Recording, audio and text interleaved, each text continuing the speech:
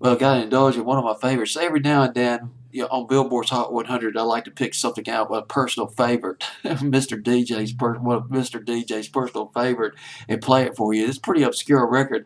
Hamilton, Joe, Frank, and Reynolds, with winners and losers, fall of 1975, November 15th, 1975. Billboard's Hot 100 coming in at number 74, up 13 from 87 the previous week.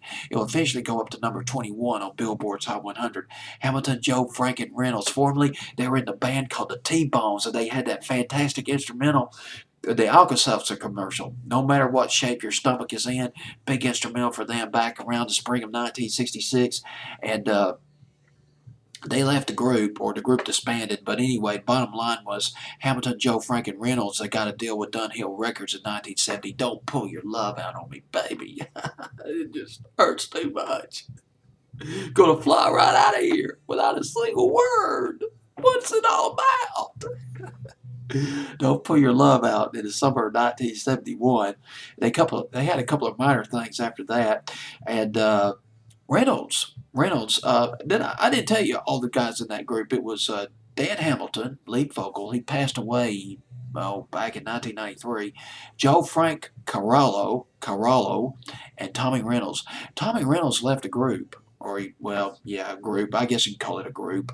It's a threesome, three guys, but I guess it can be called a group. Tommy Reynolds, he split away in 1972. He was replaced by Alan Dennison on keyboards, but nonetheless, the group stuck with Hamilton, Joe, Frank, and Reynolds, although Reynolds was no longer a member of the group. They got a deal with Playboy Records in 1974, and they came back. They roared right back on the charts. Number one with Falling in Love, summer of 75. It was their only hit in England.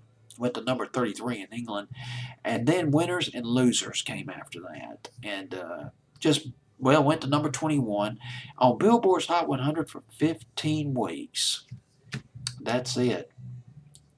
And you know what's really strange? I didn't really care about this record at the time. At that time, it just didn't do anything. It wasn't rock and roll, and I like it, but I didn't like it back then. But years later, I just fell in love with the record. I mean, you do sometimes appreciate things a lot better, when you're older. So it is with this record. In love with this record. From 40 years ago, Hamilton, Joe, Frank, with Winners and Losers. Billboard's Hot 100, November 15th, 1975, coming in at number 74 that week.